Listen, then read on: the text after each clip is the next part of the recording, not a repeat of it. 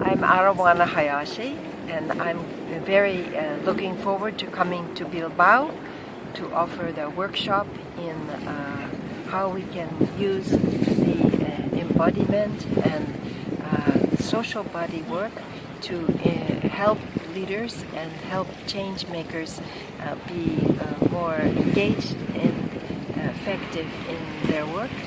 So I'm very grateful for this opportunity to bring a little bit of creativity and innovation into this field, and we look forward to seeing you in the workshop.